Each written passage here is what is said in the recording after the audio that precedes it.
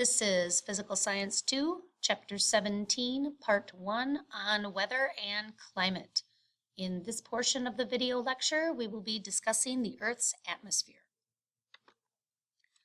There is really more to the air up there than what we breathe in down here at the surface.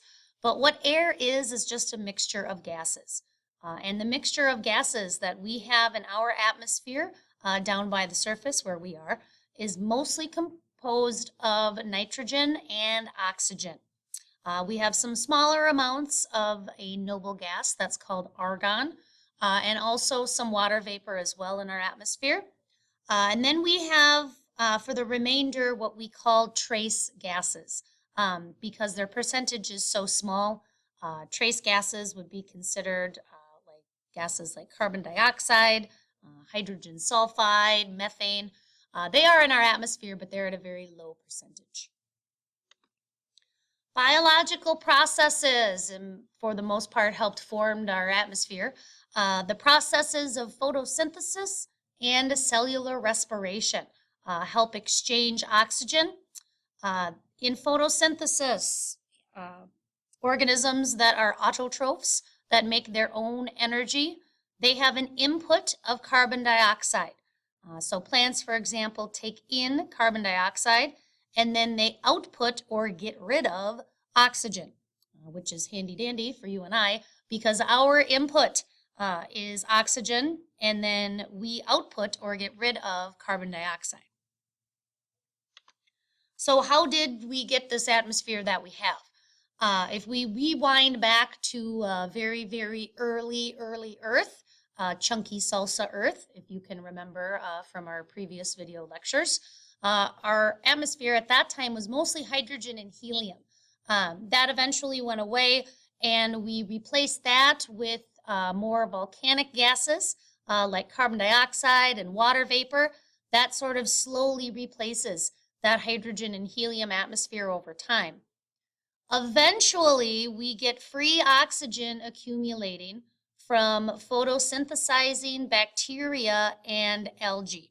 And I think, how can possibly one little bacterium or one algae make enough oxygen to have a 21% levels of oxygen that we have today? Well, if one lowly bacterium or algae, not so much oxygen, but if you get literally billions and billions and billions of their friends together and run that process for a few million years, you can eventually accumulate free oxygen. So let's talk about the anatomy of the atmosphere, if you will. So we'll talk about atmospheric structure, and we will start with the layers of atmosphere from the bottom, meaning the Earth's surface, all the way to the top. The troposphere is the first layer of atmosphere. So this is from the Earth's surface to about 30 kilometers up. The troposphere is where all weather occurs. This is where all life lives. This is kind of where most of the Earth's action is happening as far as life and the troposphere. The next layer of atmosphere goes from about 30 kilometers to about 45 kilometers up, is called the stratosphere. The stratosphere has very thin air. As you go upwards from the surface of the Earth, the air pressure becomes less. Planes fly in the stratosphere. So if you take a flight from, for example, from here to Las Vegas, oftentimes you'll hear a pilot say something to the phrase of, we're traveling at however many 1,000 miles above the surface, up above the cloud deck. That means that you're in the stratosphere. If you're flying in a plane, you don't want to fly solely in the troposphere because that's where all the weather happens. So if you can get up and above where the weather is happening, it'll be a much safer flight. Also, in the upper portions of the stratosphere, that's where the Earth's ozone layer is. And we will discuss the ozone layer in more detail a little bit later. The mesosphere is the next layer of atmosphere. So that leaves off from the the stratosphere at 45 kilometers. And the mesosphere goes up to about 80 kilometers. This is kind of the halfway point, so meso means middle. So this is kind of considered the middle sphere of atmosphere. A lot of what we have in the mesosphere is our human-made satellites for communication, GPS, and the like. The next layer up, from 80 kilometers up to around 500 kilometers up. This is a very thick layer of, or long layer of atmosphere. This is the thermosphere. Now the thermo, that Latin root denotes heat. What happens in the thermosphere is opposite as to what happens in every other layer of atmosphere. In most layers of atmosphere, when you travel from the bottom to the top, you have a decrease in temperature. However, in the thermosphere, even though temperatures are still very, very cold here, oxygen molecules are actually absorbing ultraviolet rays from the sun. And so in the thermosphere, there's actually an increase of temperature from the bottom to the top. The thermosphere is where we see the aurora, either the aurora borealis or the aurora australis. So that phenomenon from the sun's magnetic field and those ionic particles happen in the thermosphere.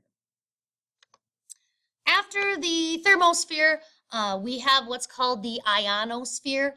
Sometimes it's termed the exosphere as well.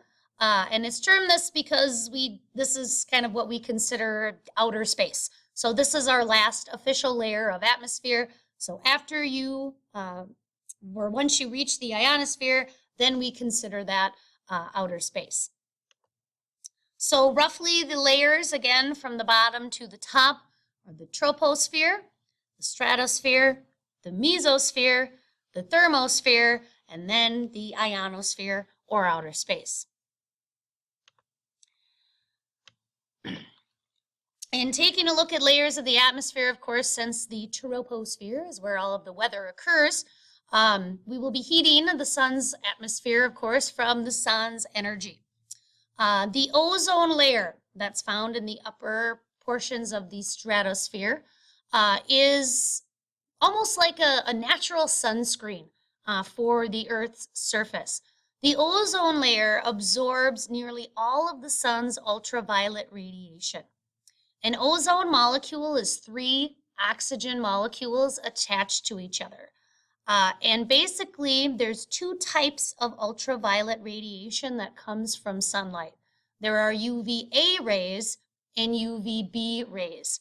The ozone layer takes care of mostly UVB rays, which is why it is advisable to, if you spend a lot of time outdoors in the sunlight, to wear sunscreen, because that protects you from the UVA rays that the ozone layer can't take care of. If we have damage to this layer, if our ozone layer is damaged, all of the sun's ultraviolet radiation can reach the surface. And in most cases with long-term exposure to ultraviolet radiation, that can cause mutation in skin cells and cause cancers like melanoma. We've talked about the greenhouse effect a little bit when we spoke of Venus in our astronomy unit. The greenhouse effect is how we trap heat here near the Earth's surface. So some of the ultraviolet rays are absorbed by the ozone, some of them reach the Earth, some of the visible light from the sun reaches the Earth, and some of it's reflected by clouds. The greenhouse effect in itself is good. The greenhouse effect keeps our planet warm enough where we can have water in a liquid state, which, as far as we know, scientifically speaking, we need that for life to evolve. Now, when the greenhouse effect goes awry or goes crazy, you have a runaway greenhouse effect where you get too much radiation being trapped at a planet's surface. And that runaway greenhouse effect can cause global warming. So when we talk about heating the atmosphere, how do we know if it's going to rain or snow? Well, that depends on how much latent heat is in the atmosphere. Latent heat is the heat energy that's either released or absorbed to make precipitation. So if latent heat is absorbed in the atmosphere, then we will have snow. And if that latent heat is released into the atmosphere, then we will have rain. And because we have precipitation, we do have cloud formation. That is the first step in how we get precipitation. There are two general types of clouds. Cumulus clouds, those are kind of the nice little cotton ball poofy clouds, and stratus clouds. Cumulus clouds usually indicate kind of nice weather, except for in the case of when these cumulus clouds stack very high on top of each other, that may indicate some thunderstorms or severe weather. Stratus clouds are very low-laying clouds, and they're called stratus clouds because they're very layered. Stratus clouds generally indicate not so nice weather, possibly kind of very humid or rainy weather. When we talk about water in the atmosphere, of course, we'll do a little review here of the water cycle. Don't forget parts to the water cycle. Evaporation, that's how water goes from a solid to a gas state. Condensation is how water goes from a gas to a liquid state. And eventually that liquid will become heavy enough to fall as precipitation. And once that precipitation enters or arrives at the surface, it can either be stored in lakes, rivers, streams, or oceans, or groundwater, and it can also be considered runoff. This has been Physical Science 2, Chapter 17, Part 1 on weather and climate.